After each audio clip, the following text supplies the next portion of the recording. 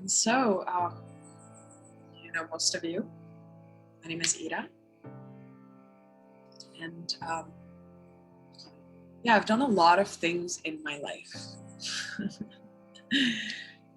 One of my closest friends and probably one of my first students, we became really close, and I'm a person that it's quite transparent, so I don't mind sharing my entire life with you as long as you're willing. And she says, wow, like I want to write a book about the many lives of Ida. Because there's been quite a lot. There's been quite a few fluctuations of myself, but if there is one thing or a few things that I can say that have always remained is that I've always been passionate about holistic lifestyle. I've been fascinated with nature and the way that nature functions, the way that it flows.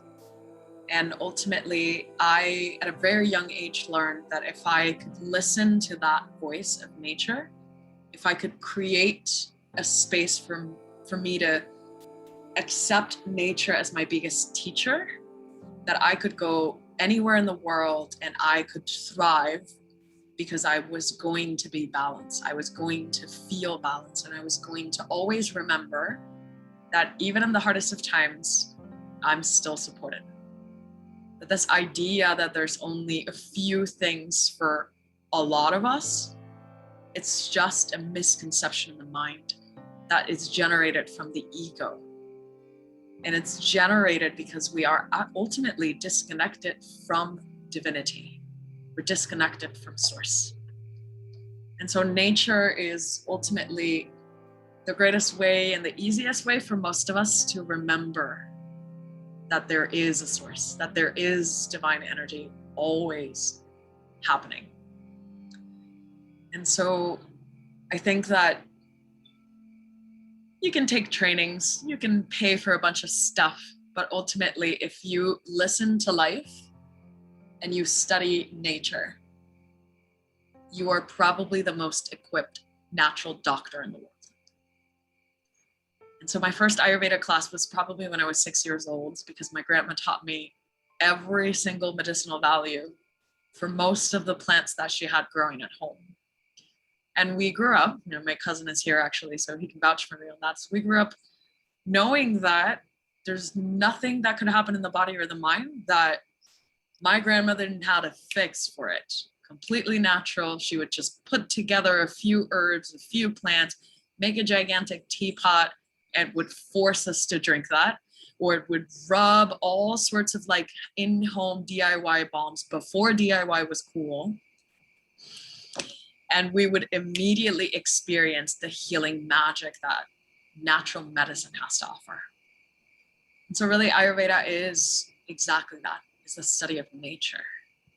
And today I want us to dive into the art of Dinacharya.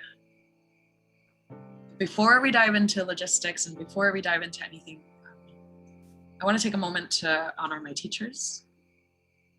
Nature being the first. Well, actually, my mom being the first, because she taught me to go to nature to learn. So my mom being the first, my grandparents, Mother Nature and the Divine Feminine, and every soul that has walked the path of yoga and Ayurveda and Vedic studies before me that in one way or another has influenced my life and my career and my journey of holistic wellness. And so maybe you have a person like that in your life that you want to honor, or you yourself want to take a moment to honor what wisdom you carry, because you do. So a lot of this workshop may even be about remembering what you already know deep within. So you can also take a moment to honor yourself as one of your greatest teachers. But I would like to offer some mantras and some prayers to take space for that. Om Gyanatimirandasya Gyananjana Shalakaya Shakshuram Milidam Yanatasmai Shri Guruvaya Jaya Shri Krishna Chaitanya Prabhu Nityananda Shri Advaita Gadadhara Shivasati Gaura Bhaktivinoda Hare Krishna Krishna Krishna Hare Hare Hare Rama Rama Rama Hare.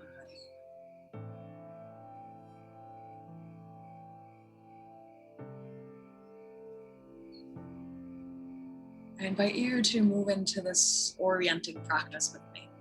Before we start, I'd love to just invite you to take a look around the space that you're in. So disconnecting from this digital world. Take a look around, look at your space or the room that you've chosen to be, and begin to notice the elements. You notice some objects, some decoration. You can notice the colors, the different textures. Make your way to look all the way behind you on both directions. And take your time. I'd like to remind you of the agency that you have to choose right now.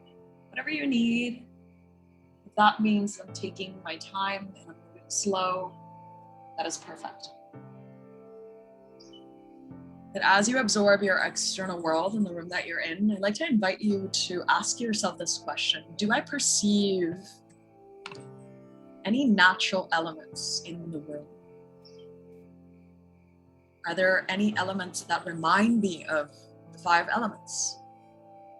Earth, water, air, fire, ether or space or cosmos. Maybe you are fortunate enough to have nature right outside of your window. Most of us are in New York City, so maybe we just see buildings. But inside of your room, I'm just curious for you to make an observation. Do I carry elements that remind me of nature or resemble that vibration? Hey, sister. Maybe we notice plants, candles. We notice water or a fountain. We notice earthly things, like woods, metals.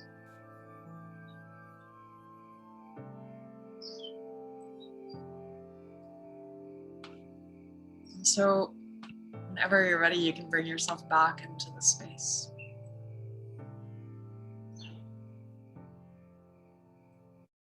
Welcome, everybody. Thanks for joining me on that. Did anybody notice anything? Do we have natural elements inside of our home? Particularly for those who live in really big cities like New York City. How many natural elements do I have in my home? Do you notice anything?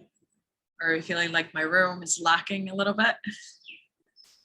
I know that my first apartment in Brooklyn was definitely lacking a lot. If it wasn't for the hardwood wooden floors, I wouldn't have any elements of nature in there at all. And so Ayurveda really is meant to be learned in nature. And when we don't have nature close by, we bring it inside. We bring it inside because ultimately we are nature, right? We thrive where we're in it. We thrive when we're connected to it. So my first thing is equip your home with elements, objects, even decoration for that matter, or anything that connects you back to the elemental components of nature. Maybe that is one tiny little plant.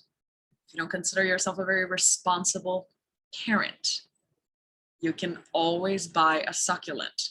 They're super easy to take care of. Or so I hear.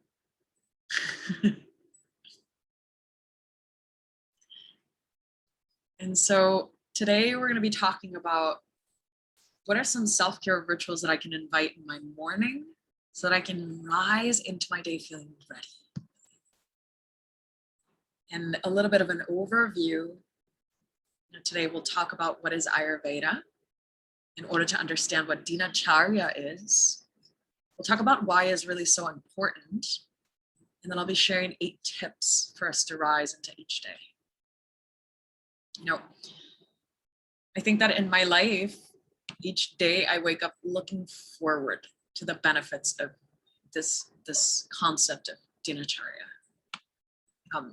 Dinacharya is the practice of building routines into each day, which helps the natural rhythms of our body work as they should.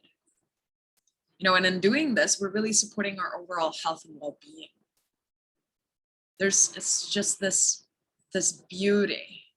For me, the outward facing ritual of preparing ourselves for the day ahead manifests inner harmony, respect, purity, tranquility. And I find that that's ultimately what we're all seeking into our days. Maybe you can relate. We're all seeking to have an experience of life that invites harmony, that invites respect. We see that so much in the world. We're looking for purity, not only in the things that we bring into our life, but also in the reflection of our mind and heart. And overall, we're looking to be tranquil. We're trying to seek peace. Anybody else out there trying to find peace in their lives and trying to work and doing all the things to find that peace? And so daily, but especially morning self-care rituals are the way to bring our meditation off the mat. We know that perhaps meditation gives us that sense of integration, gives us a little bit of tranquility. So Dinacharya is really taking that meditation, that ritual off the mat and into our lives. So by providing time and space to nourish and learn about the inner self, we are showing respect for the vehicle that we each have been given to live life through, while simultaneously honoring the material world in which we interact through.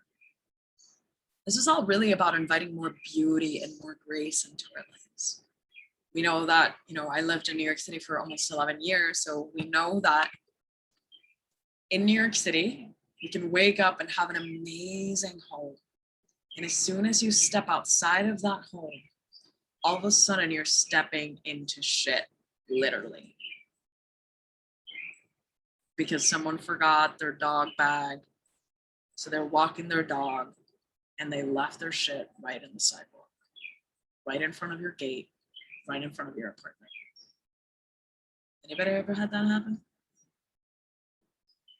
For sure. And so really, our experience in life already comes with a set of challenges that we're going to be overcoming, hopefully overcoming. But this art of daily self-care, this art of Dinacharya is really about inviting more grace and more beauty into our day so that we can create an inner experience of peace and harmony in order to actually step into the world and deal with the daily battles that we're inevitably going to encounter. Ultimately, daily self-care grants us the opportunity to prioritize our inner stability before we pour our energy into what we desire to accomplish today and throughout our lives. Before we can even understand Dinacharya further, we have to understand where it comes from, and that is from yoga sister science, Ayurveda. And some of you have a pretty good foundation when it comes to what Ayurveda means. Maybe some of you have actually more than that. So this will be, again, about remembering, reviewing, and some of us hopefully learning and walking away with something new. And Ayurveda is the science of life. Like I mentioned earlier, if you're really paying attention, if you go back into a training of Ayurveda, it's going to be like, duh, that makes total sense. It is a holistic and completely nature-based approach to caring for the individual, because it is acknowledging that we exist in relationship to everything else. We thrive when all aspects of our life are thriving.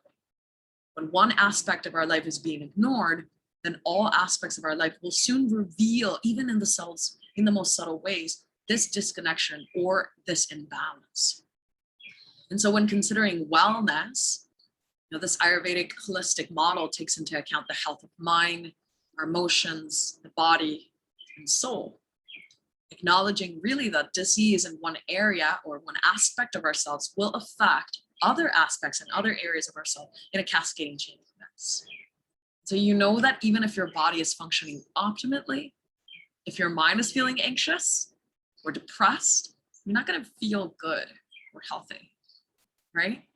Even if our mind is sharp, if there's a discomfort in the body or an imbalance in the body, we're not going to experience health overall. So total wellness, actually the definition of health through Ayurveda, is when we're fueling our mind, our body, and our soul, while understanding that health of our personal relationships, the extent that you're actually living your purpose and your connection to both the divine feminine and masculine all have an effect on our health or dis-ease of the whole person, which is you and me. Now, in Ayurveda, we stress the importance of a consistent daily routine for everything, from the time that we wake up, the time that we eat, to the time that we go to bed. A daily routine sets healthy biorhythms, giving the mind and the body and the spirit a chance to ground, a chance to cleanse, and ultimately it prepares us so that we can receive deeper nourishment.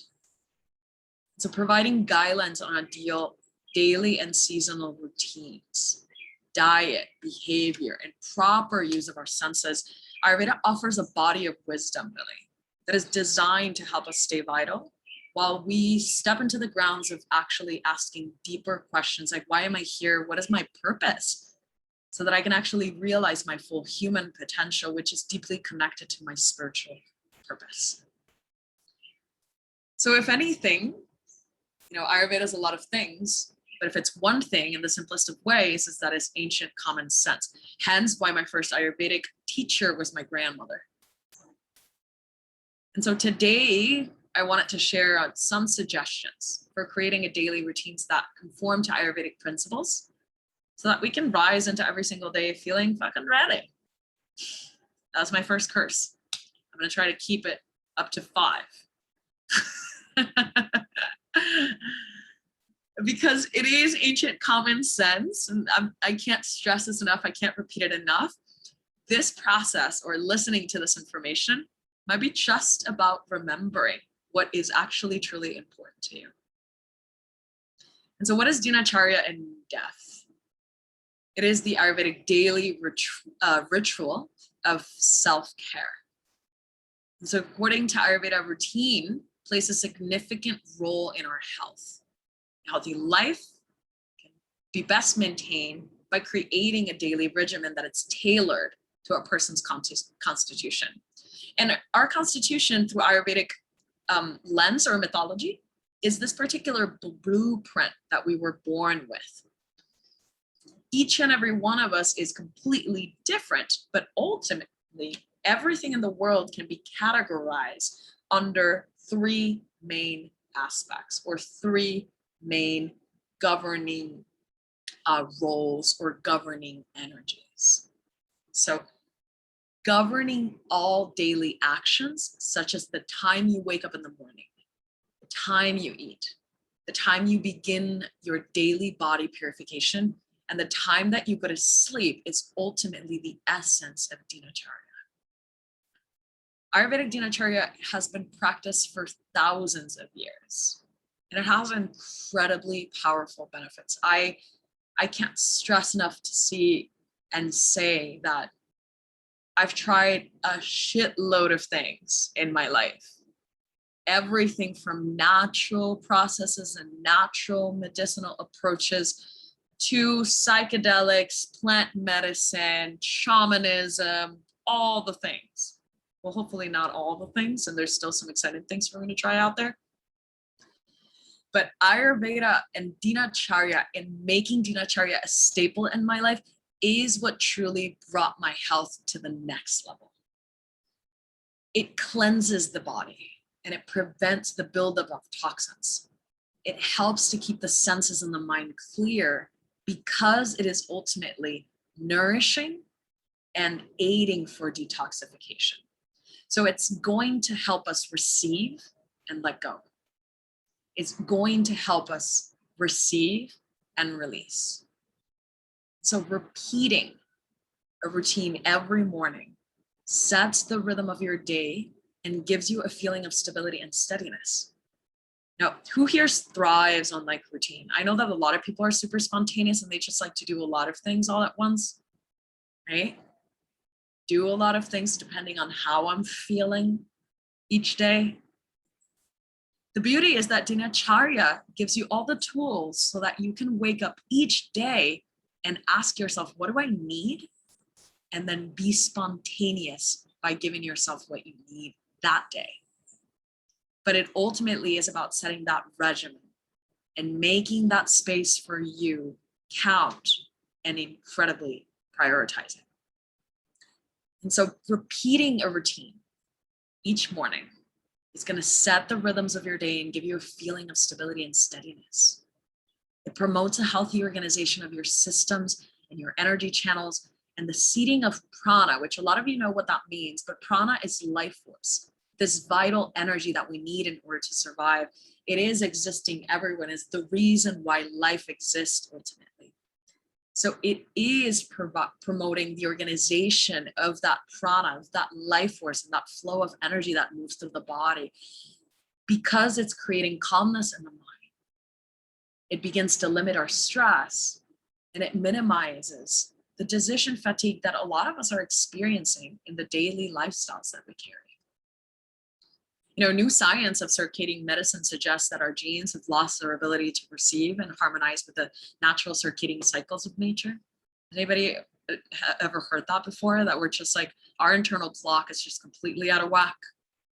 So circadian rhythms or cycles are this 24-hour natural internal process, which determines the periodicity and various physiological process, including the nervous system activity and hormone productions within other objects and within other functions within the body. And so in our modern high-tech world, following the dictates of our body's circadian clock is actually becoming more and more of a challenge. And some people are actually starting to have symptoms of this concept of nature deficit disorder. Even our cycles, you know, most of us are here considered female or are, you know, identified as women. Most of our cycles are actually even out of whack because we're completely lost connection with the moon cycle. So while modern scientists are only now beginning to recognize the relationship between our overall health and the cycles of nature, Ayurveda has been emphasizing this for millennia. You know, current research on this connection may revolutionize modern medicine as we know it. And I think Ayurvedic principles and practices can be the foundation for this research to build on, but ultimately for us to restore back into that internal natural clock. It really, Ayurveda aims to reconnect our bodies to this natural circadian rhythm through the practice of Dinacharya. So at first, the challenge might be establishing a daily self-care routine because that might seem overwhelming, right? But we can take things gradually and ease our way into it by making realistic goals. And so maybe you want to take a note in your journal or in your notepad, or just take a mental note and say, realistic goals are what matter. Realistic goals are what matter, because we might hear a lot of information that for some of us might be repetitive, for some of us might be new. And particularly for those who learn new things through this workshop, it might be overwhelming to start to think about, oh my God, I now have to implement all of these things. So remember that mantra. Realistic goals is what matters. Realistic goals is what matters. So starting the day right is the most important aspect of Dinacharya.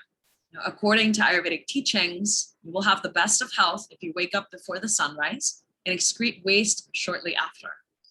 Now, the early morning hours are the body's natural purification time. So Ayurveda really focuses our Dinacharya practices during this transition, during this period of time, which oftentimes can be anything from the first 30 minutes up to the first 90 minutes of our day. Various Dinacharya practices that are performed first thing in the morning, including, for example, tongue scraping or oil pulling, or even the application of oils in the body, or drinking a glass of warm water with fresh squeezed lemon or lime, is going to be supportive and time sensitive around this purification process. Welcome, Molly. So next, to provide a sense of alertness and freshness, Ayurveda invites us to rub our body with oils and then take a bath or a shower after. Why? Our skin is our biggest organ, and we actually are feeding our body a lot through what we apply topically in our skin. From there, we can step into our daily activities, we can put on some comfortable clothing, exercise, or even practice yoga. And for a lot of us, practicing yoga or exercising yoga, it's just like, I don't have time for that. Who has ever said that before? I don't have time for that. It doesn't have to take that long. Anything from 15 minutes up to an hour can be incredibly impactful for your life. And we'll talk about why that's important. Daily exercise or daily activity that invites heat in the body. But really, it is necessary each day to keep the digestive system at peak. And it's important because we have to find that our digestive system is ultimately the root of most diseases and imbalance.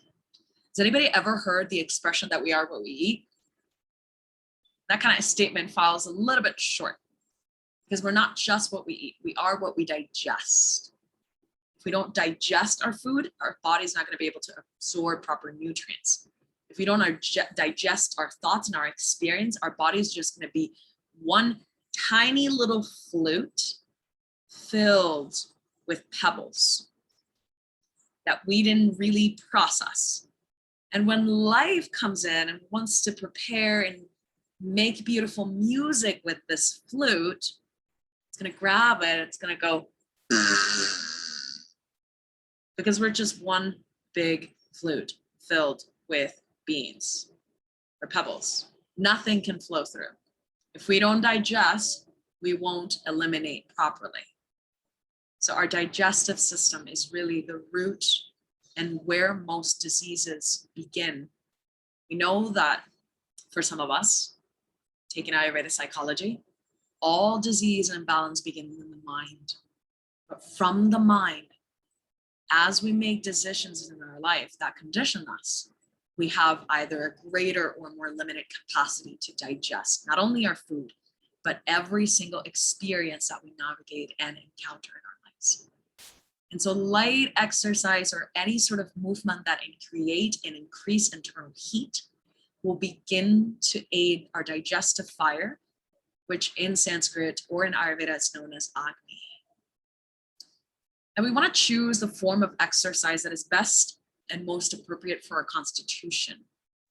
And, we can invite ourselves to dive into what is our constitution, what is my primary dosha through online testing or a private health consultation.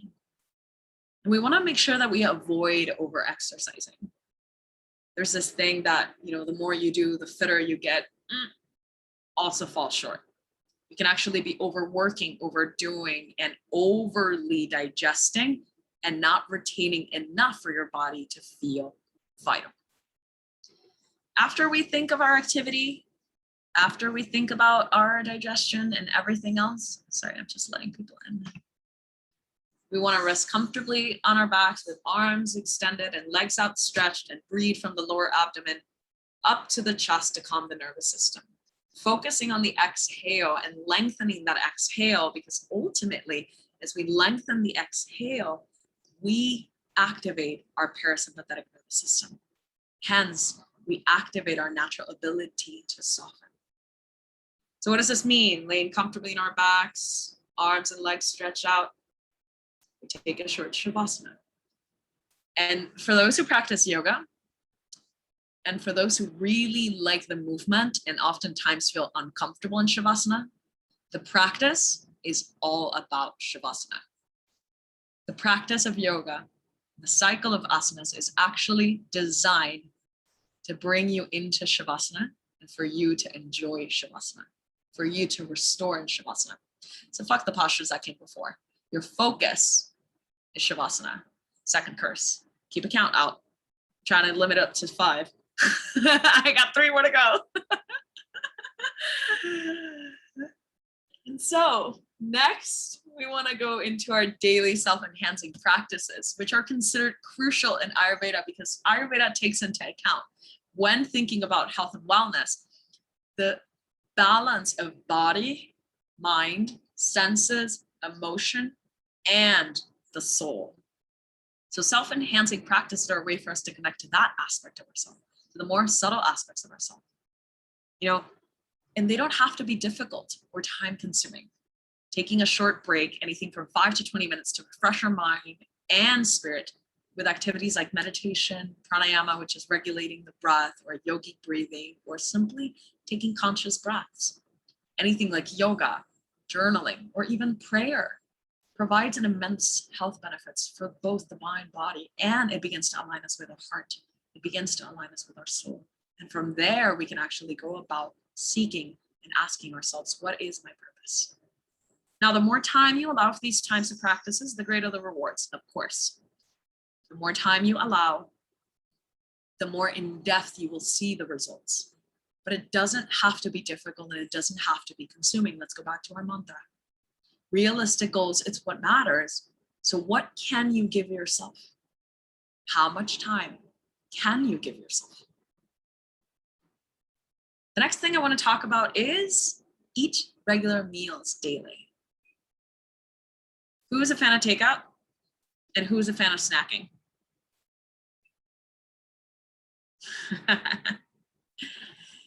Irregular meals and excessive snacking can weaken your digestive fire, thus actually preventing your digestive abilities to happen as they're meant to happen. The natural course of the day sets the rhythm of our digestive system. So having scheduled eating times is essential, with lunch being your largest meal of the day. And that can occur between the hours of noon and 2 p.m. Why? This is often considered pitta time, fire time. This is when the sun is at its highest. When the sun is at its highest, our digestive system is also at its peak. So naturally, this is when the largest meal should be eaten, because our digestive abilities will be at their highest. This is also the best time to eat raw foods like salads, or if you have that in your diet, animal proteins. Because again, the heavier the meal and the heavier the sun, or the highest the sun, the more digestive abilities we'll have, the better possibilities we'll have to actually burn through that food, digest it properly, and absorb what we need from it. So if we are going to eat salads, lunchtime is ideal. If you're going to have them later, make sure you have them before your entree, or before the biggest part of the meal. Because even if you have something a little bit heavier after that salad, your salad, because it's raw, takes a little bit longer to digest than whatever is cooked already. And so you want to make sure that you give the body what is hardest to digest first, so it can start to work on that, and you catch your highest peak of digestive fire first. And then whatever's cooked can come after, because it'll be easier to digest. If you're going to have salads, have them at lunchtime. If possible, have dinner before sunset, because the digestive system slows down as the sun goes down. But let's talk about breakfast, because this is self-care rituals to rise. Breakfast should be eating before 9 a.m. It should consist of something simple and easy to digest. So remember to favor warm, cooked, light meals that are appropriate for the seasons first, and then your doshas, or any dosha that you want to balance. Now, doshas are the main energetic categories. Ayurveda places all material energy into qualities. And so we have three main doshas. Vata dosha, which is a combination of air and space. Vata time often considered between 2 a.m. and 6 a.m. Kapha, which is governed by the elements of water and earth. Kapha time being associated with 6 p.m., 6 a.m. to 10 a.m., as well as 6 p.m. to 10 p.m. Pitta time, or Pitta dosha, which is governed by fire and water, is associated with the time gap between 10 and 2, 10 a.m. to 2 p.m., 10 p.m. to 2 a.m. Now, those are the times. Let's talk a little bit about those times and why. Has anybody ever gone to bed super early, yet slept in and woke up at 10 and felt like they didn't rest at all? Anybody ever had that happen before? What happens is that even if we got a lot of sleep, we woke up during kapha time. And kapha time is known for being heavy. It's known for carrying qualities of lethargy. It's known for being also incredibly stable and grounding. But activities like waking up, a time where we want to feel energized, if happening during kapha times in the morning, it'll incredibly defeat the purpose of our 10 hours of sleep or 8 hours of sleep. So oftentimes we could actually go to bed at 10, wake up at 4:30 and still feel somewhat energized. Because these are vata times, they're volatile, they're governed by a very activating mobile energy. And so that can help the body to experience those qualities throughout the day. Hence why yogis and traditional ancient yoga is actually encouraging people to wake up during vata times and sit down and meditate. These are the best times for us to bring the mind into a space of quietness. The mind will be more alert rather than inert.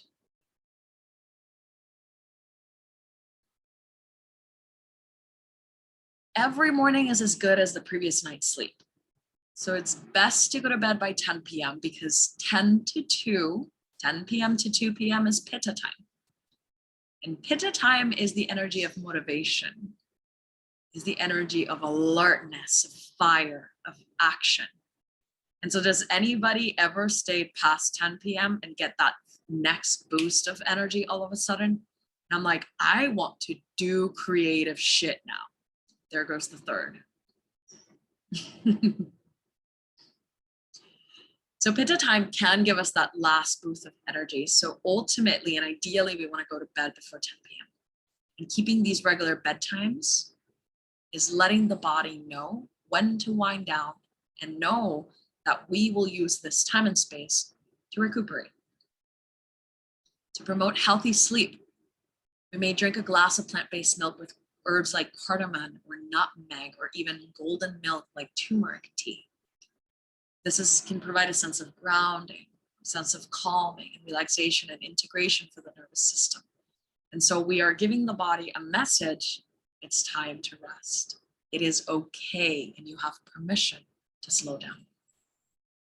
And you can do this while enjoying some relaxing music, diffusing your favorite calming oils, which all we know that our environment affects us deeply. So cultivating an environment that is calming and soothing to our best abilities can truly promote that sense of rest.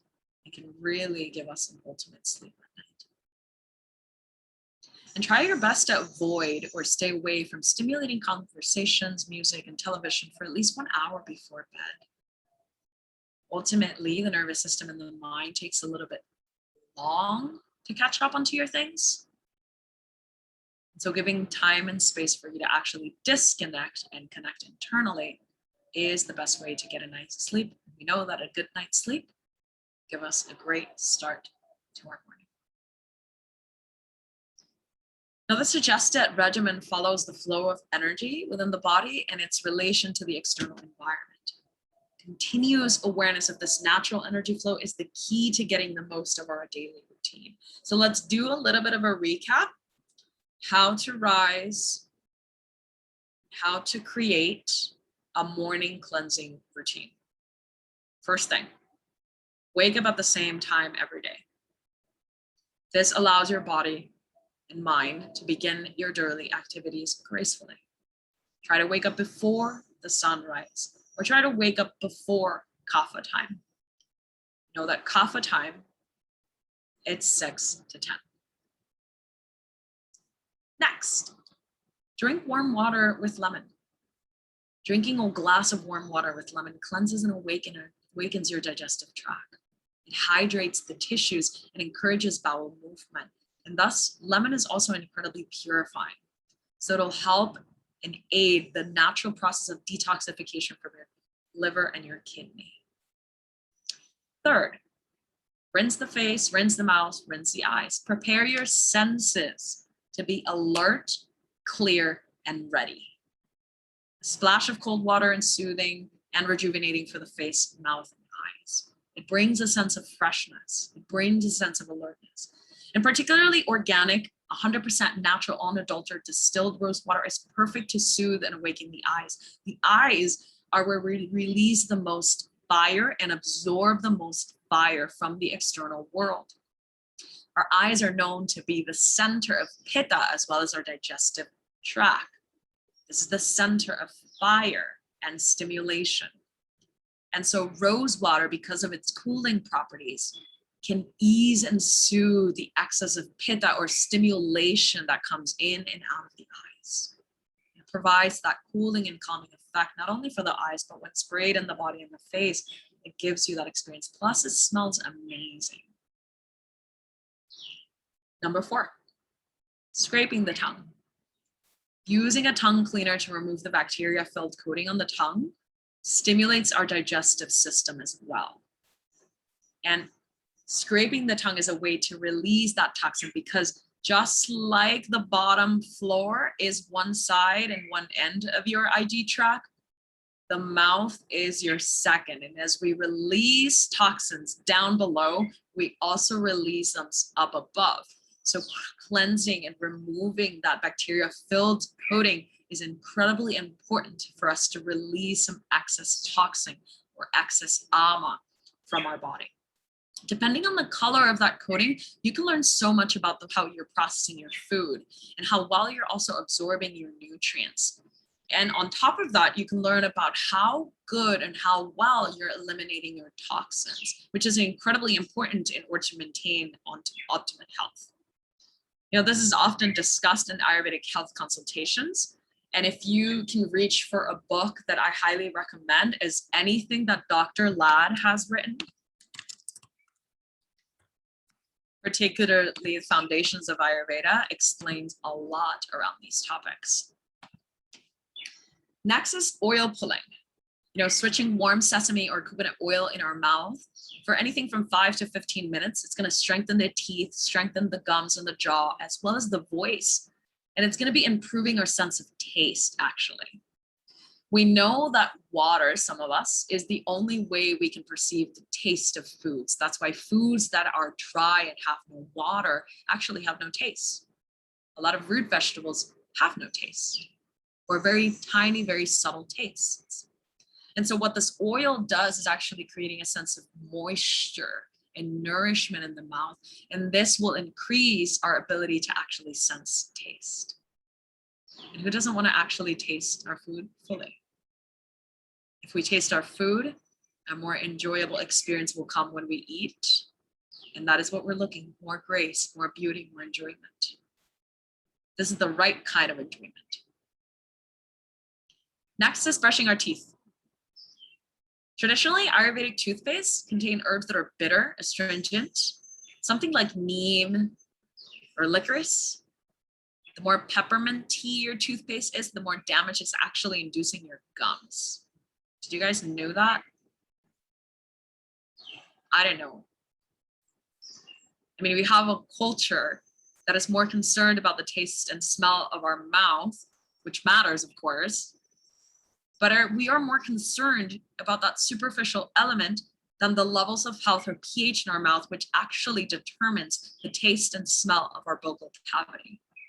So the more bitter or astringent toothpaste that we can find, and if we find toothpaste that carry neem, that's ideal. It might not be super pleasant at the beginning, but you'll get used to it, because ultimately our entire physical existence is one about getting used to and becoming conditioned to use things. And if we're going to become conditioned to do something, become conditioned to taking care of yourselves. Next, set time aside for your self-enhancing practices. What is a realistic time gap? within your schedule for a self-enhancing practice. Maybe you want to journal that for a little bit. Maybe you want to ponder on that. What is a realistic time frame that I can create and set aside for my own self-check-in within my ultimate schedule? Maybe I have one already. Maybe I'm up for an upgrade from 5 to 10, from 10 to 15 minutes, from 15 to 20, from 20 to 30. Taking 5 to 20 to 30 minutes for meditation, pranayama, yoga, journaling, prayer. Literally, it could just be you standing in front of a mirror and honoring your physical body, your container, acknowledging that your physical body is the vehicle that you have to carry your soul through the world. It could be as simple as that, as looking at yourself in the mirror and telling yourself that you're beautiful and that you got this. This will bring well-being to your spirit and your mind. You're sending conscious messages to your body. The more time you allow, like I said before, the more you will receive, the better the benefits, of course. But we have to start somewhere. So what is realistic to you? You want to write that down. What is realistic to me? What is realistic? What is approachable? Next is elimination. Practices that support a healthy digestive system, including moving your bowels each morning before taking any food, is important. Eliminating before I take in is ideal. If we're not eliminating daily, we have to increase our intake of fluids, fibers from whole grains, eating more vegetables. And if that still doesn't cut it, Ayurveda has the king of the master poop. That's how I call it. Triphala. The king of the master poop. Triphala. Taking Triphala before bed nightly is an amazing way to stimulate your digestive system. Triphala is a magic herb that will give you the ideal poop. What we call in Ayurveda the ideal poop is ripe banana-shaped poop that floats. When it floats, you know that you are eliminating all your toxins. When it is heavy and it sinks to the bottom, all of your toxins are already still inside of the body. Something you want to make a note of. And yes, the more we dive into Ayurveda, the more we are concerned about what our poop looks like. And we're going to spend more time looking at it. Because it is important. We all do it. It's a natural process. And Ayurveda and all of these holistic nature-based, models are about becoming comfortable with your natural state of being, with your cyclical nature, and all the things that perhaps socially and culturally have been banned or have been placed under the shield of taboo.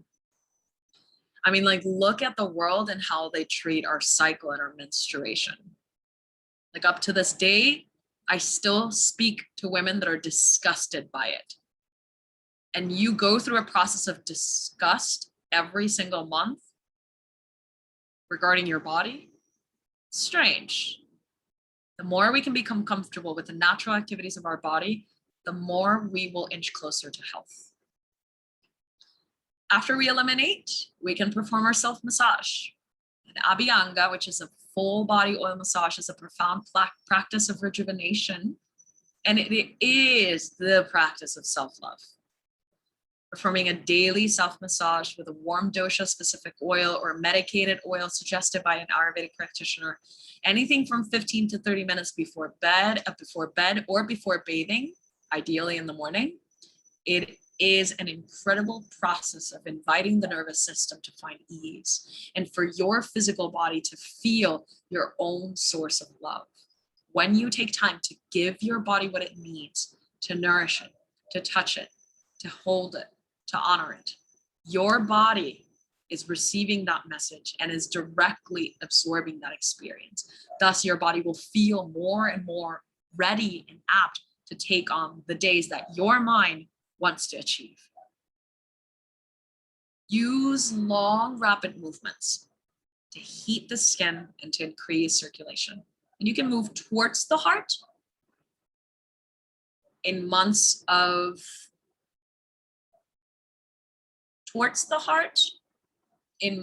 winter and fall to increase that circulation, to increase the heat, away from the heart and into the extremities in warmer times to promote a sense of cooling in the body.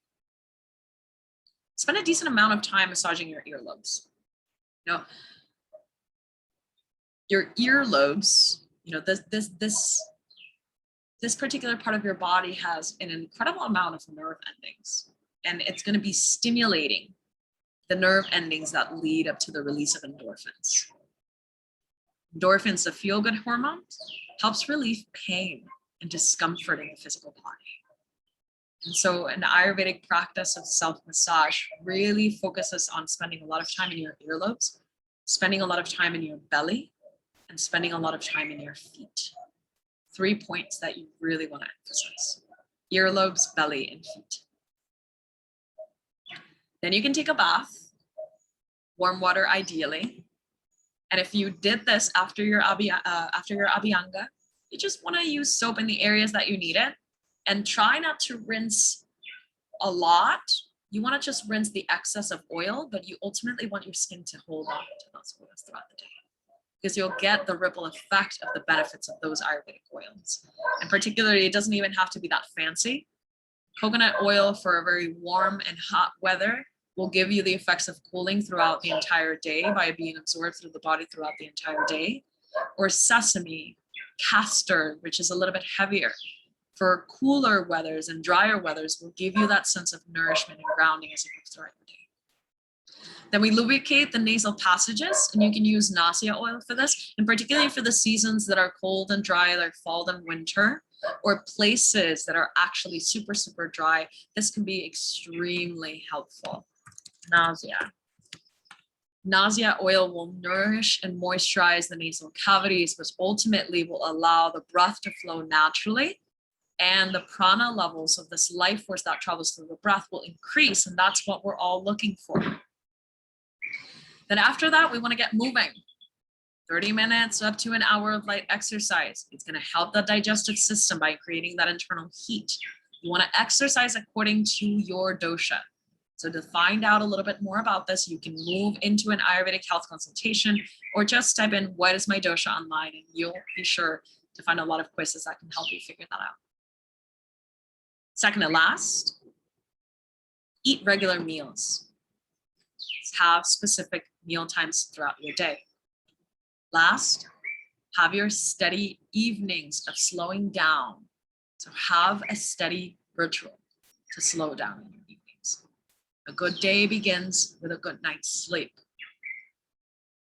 And ultimately, be grateful.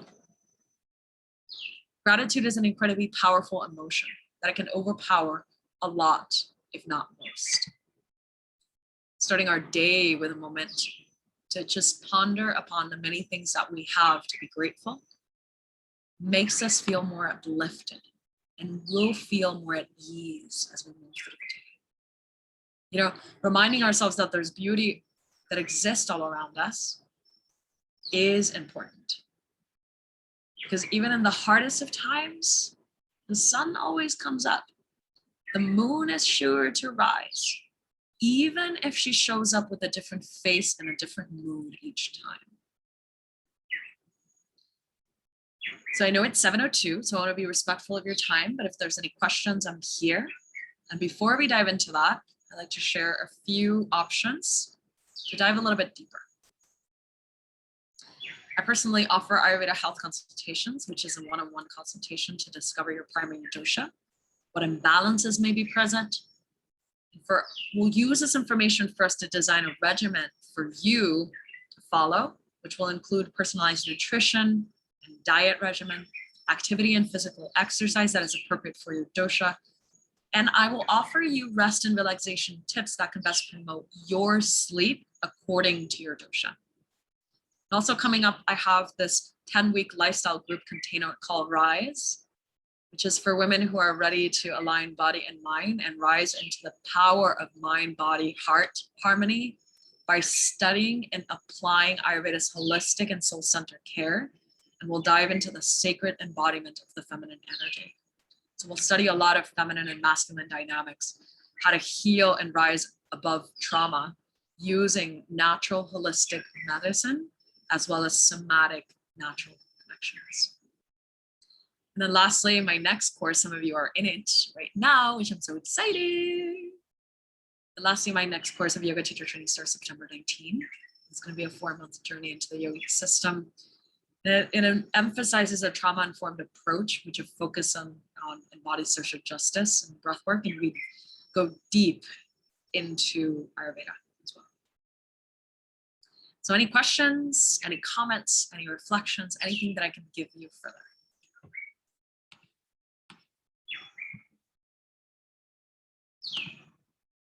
Do you feel like we're walking away with something? Do you have a specific type of tongue scraper you like, or brand, and the toothpaste as well? Yeah, so Banyan Botanicals. Banyan Botanicals, I probably spelled that wrong, I think. It's amazing. Also, you're in New York City, so Dual carries all of their stuff. They have their tongue scraper, they have the best toothpastes, the best deodorants also from Banyan Botanicals, and that brand called Now, which is also ultimately amazing and all natural. But if you want to order directly, you can also go to the Banyan Botanicals website.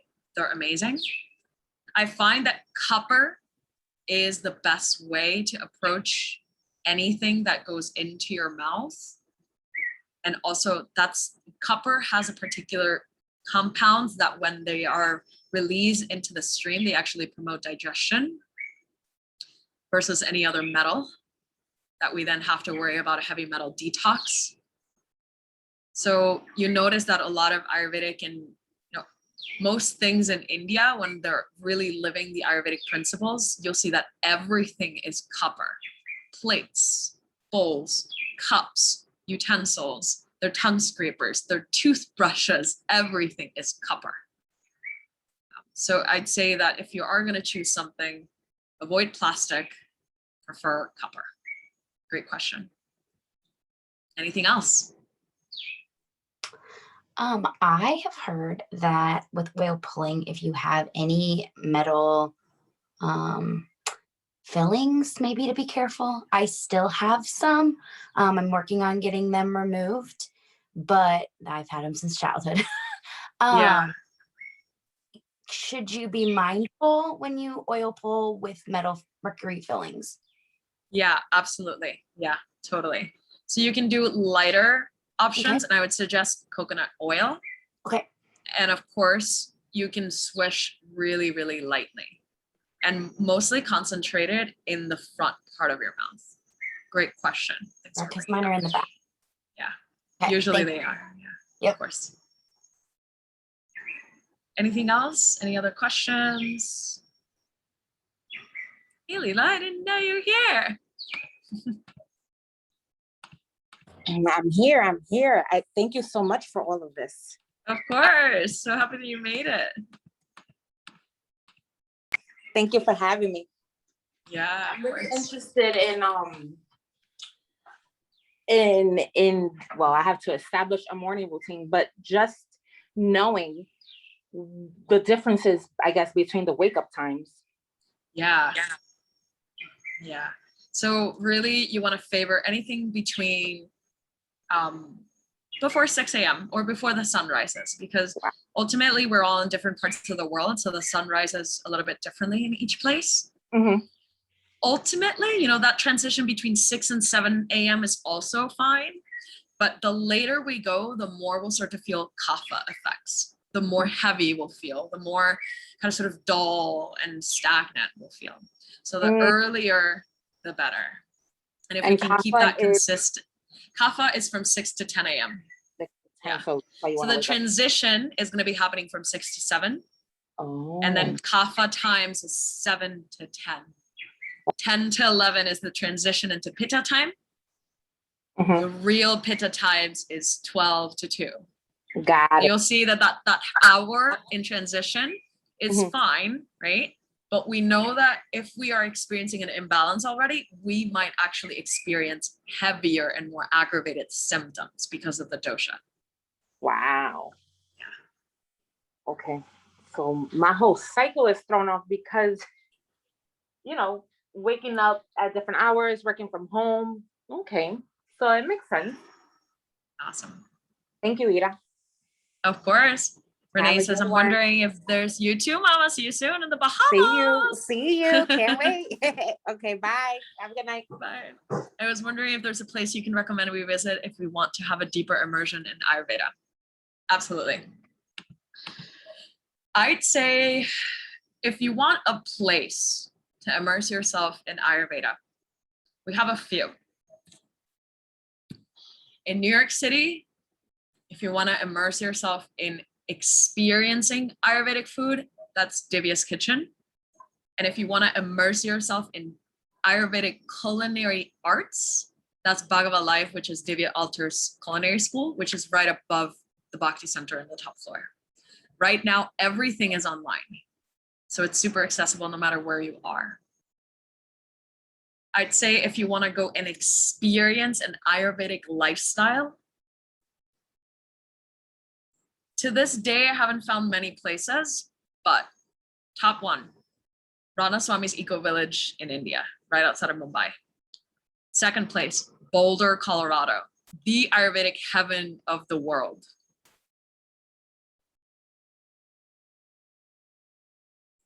There is some big Ayurvedic movements in California around Malibu, but I'm not sure exactly where, but I've just heard that there's a lot of training and a lot of continuing education. Now, if you want to study from the OG, that is Dr. Ladd, baby. And we are still blissful and privileged enough to say that he is still alive, even if it's like 145,000 years old. He is still alive and he is still kicking it in New Mexico. But now, thankfully, silver lining of the pandemic, every course is also online. So Dr. Ladd is the OG. And we have a lot of teachers in our community. Diana Masla being an amazing teacher. Her sister Shaima is an amazing when it comes to Ayurveda in the kitchen. And of course, Bryn Plava is an amazing, amazing Ayurvedic lifestyle coach. So if you're interested, you're welcome to reach out to her as well. Any final thoughts? Any final questions? Of course. All right, that's all I have for you. Next time, we'll do this at Stanton and I'll cook for each and every one of you an Ayurvedic meal, 3 courses. I love you all. Thank you for spending your night with me. I hope that you walk away with something. And I'm always here if you need anything else. Don't hesitate to reach out. Thank you. See you soon. Good night. See you soon, everybody. Bye.